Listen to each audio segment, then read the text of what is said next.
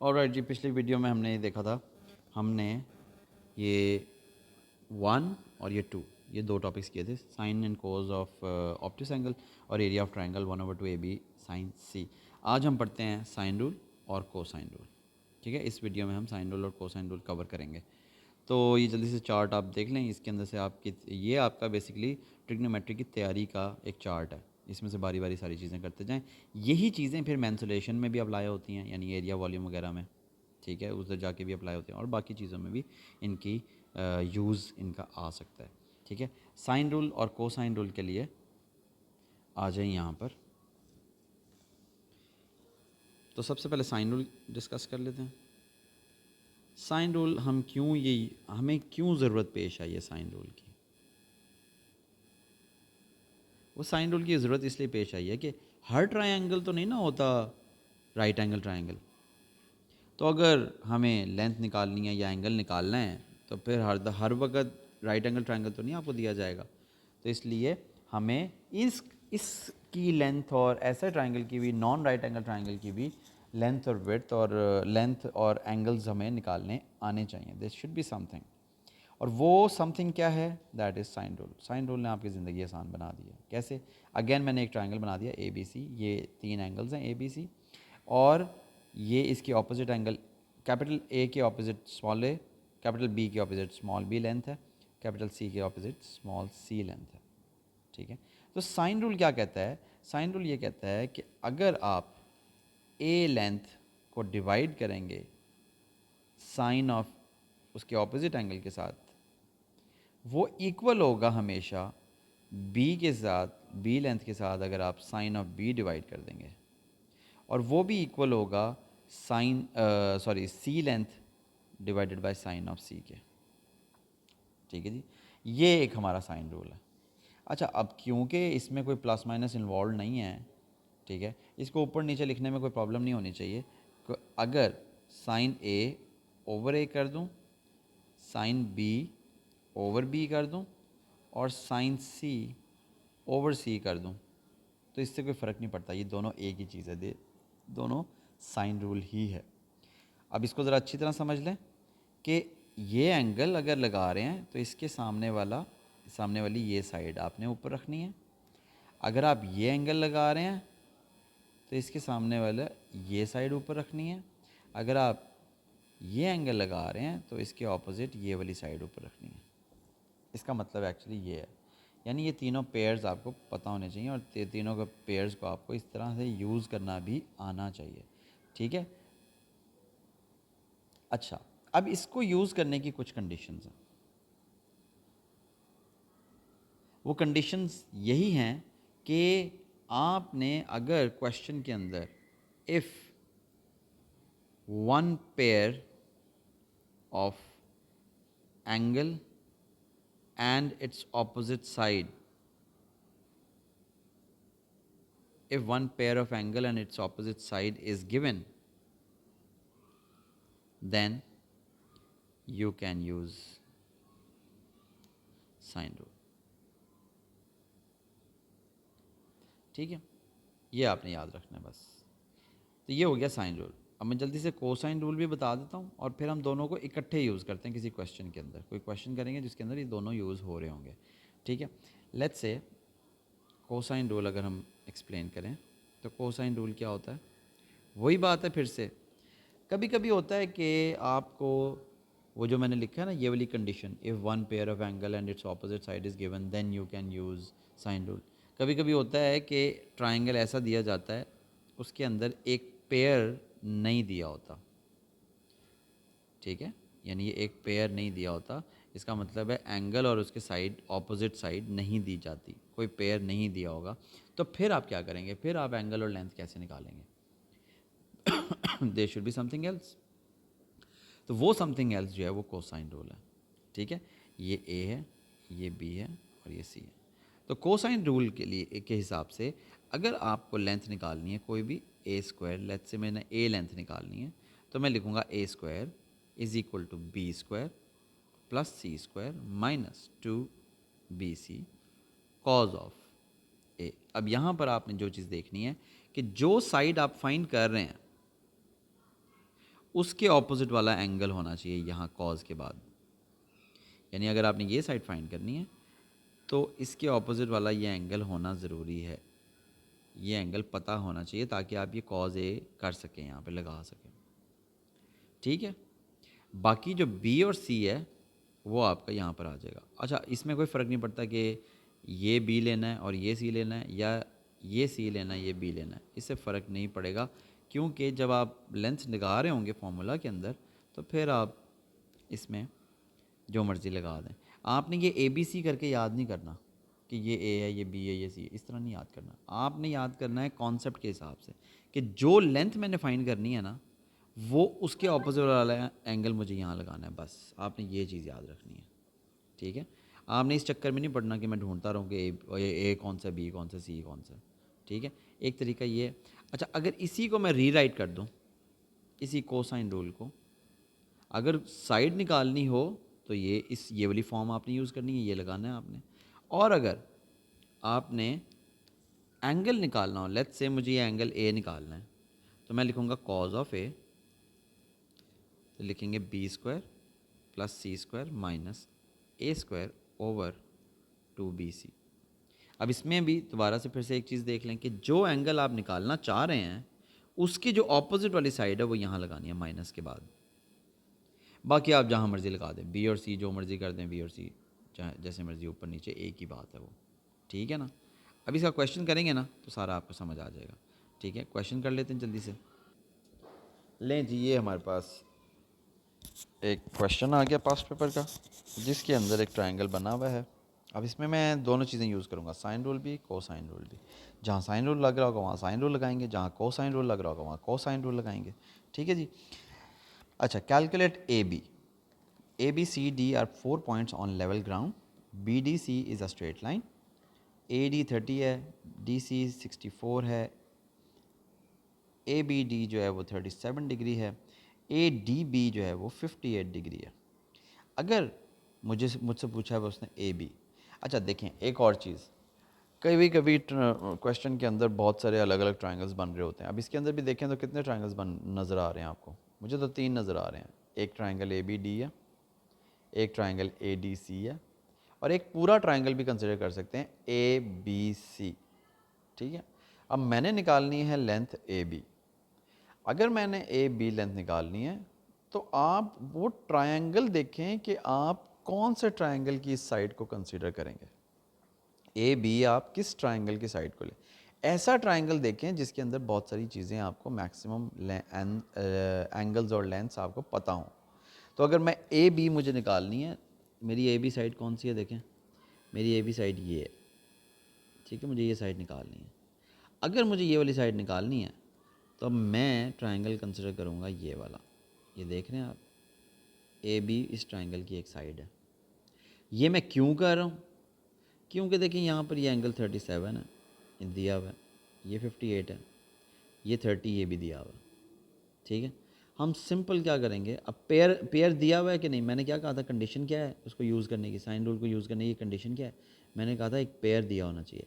यानी ये एंगल दिया हुआ है और इसके ऑपोजिट ये वाली साइड भी दी हुई है हमें, देख रहे हैं। तो इसका मतलब है मैं कोसाइन साइन रूल यहाँ पर लगा सकता हूँ, तो इसलिए यहाँ पर मैं साइन रूल लगाऊंगा।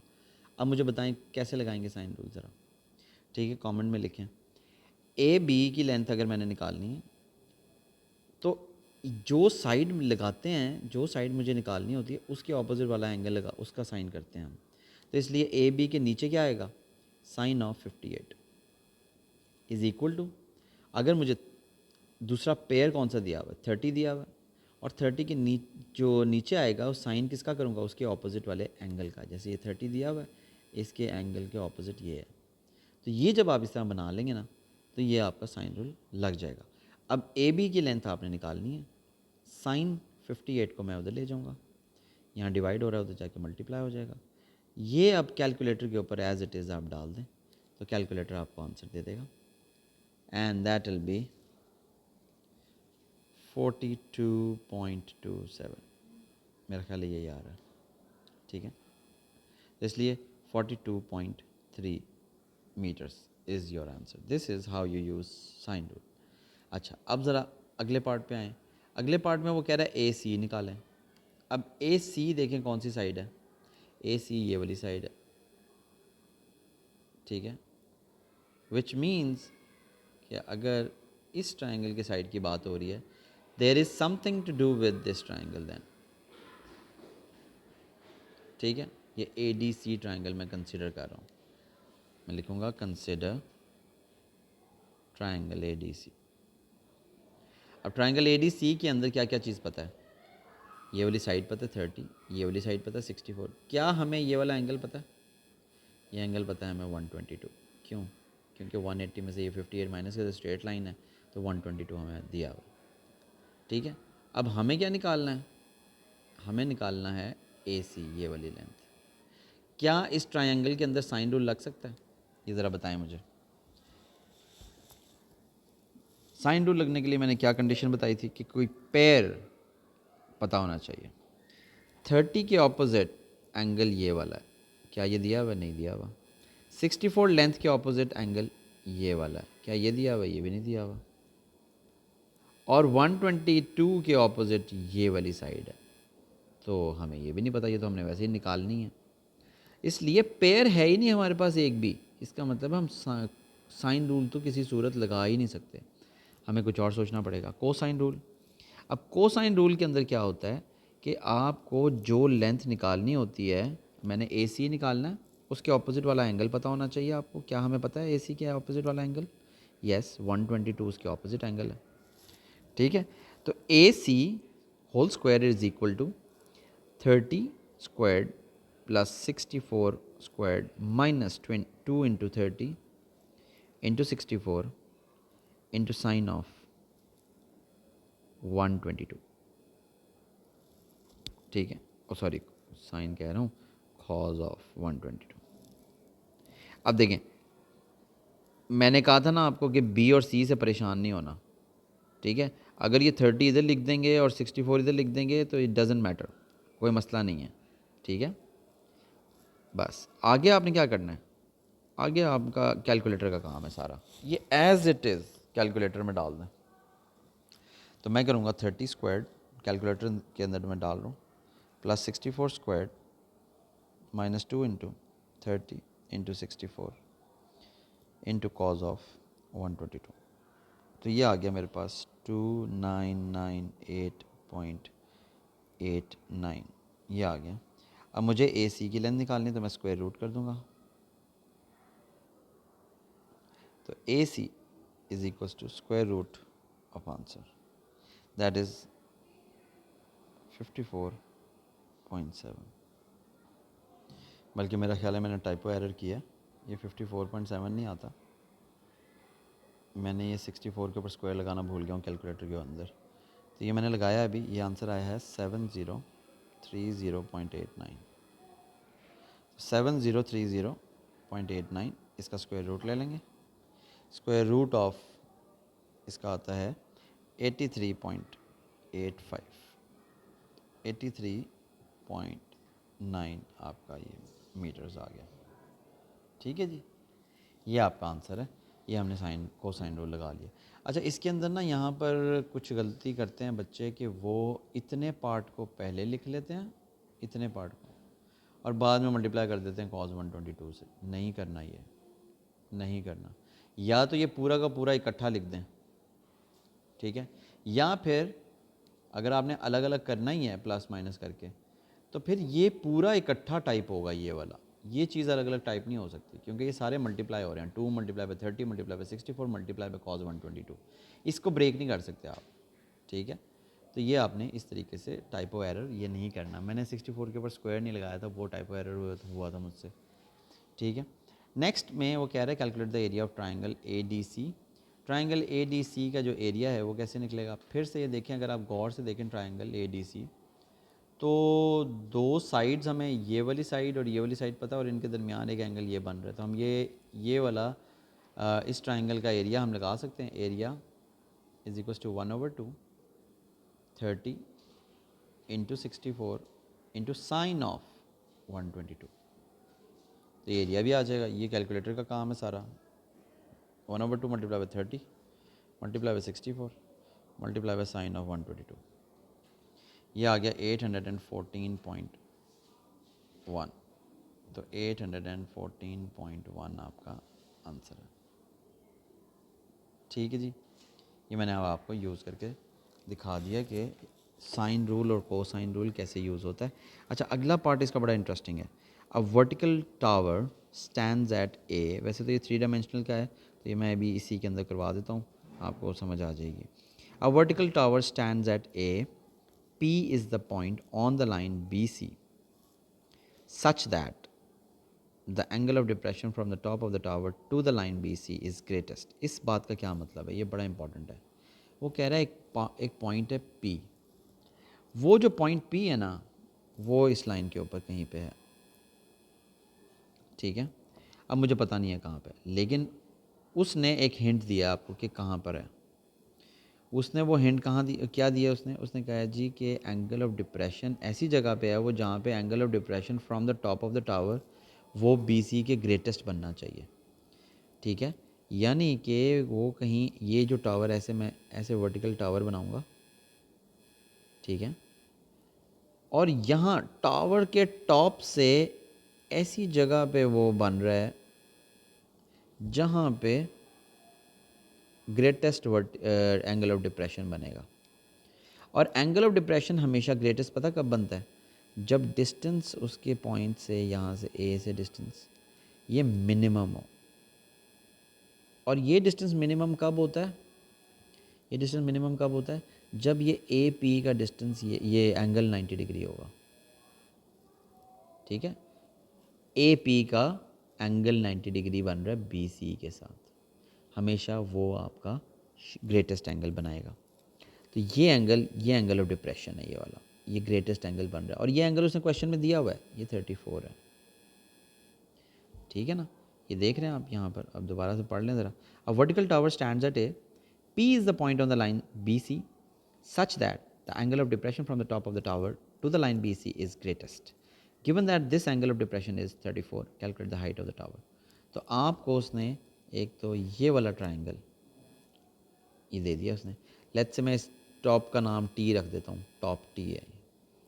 तो ये जो टी ए पी ट्राइंगल बन रहा है ना, ऐसे करके, ये टी है, ये ए है, ये पी है। तो इसके अंदर, इस वाले ट्राइंगल के अंदर ए के ऊपर 90 डिग्री एंगल बन रहा है, ये वाला, यहाँ पर इधर 90 डिग्री एंगल बन रहा है, ये एंगल 34 बन रहा है, और आपको ये वाली लेंथ चाहिए। लेकिन ये लेंथ तो A T height of tower चाहिए ना हमें, ये तो मैं नहीं निकाल सकता क्योंकि मेरे पास 34 डिग्री एंगल के अलावा और कुछ है ही ना, मेरे पास कोई और साइड है। अगर मैं ट्रिग्नोमेट्रिक रेशियो लगाऊंगा, राइट एंगल ट्राइंगल है ना, ट्रिग्नोमेट्रिक रेशियो लगा सकता हूँ मैं। तो ट्रिग्नोमेट्रिक रेशियो अगर मैं लगाऊंगा तो मुझे कोई साइड तो चाहिए ए टी निकालने के लिए। वो ए टी निकालने के लिए, उसके लिए पहले आपको ए पी पता होनी चाहिए, ये वाली लेंथ। अब ये ए पी कैसे लगाएंगे, निकालेंगे?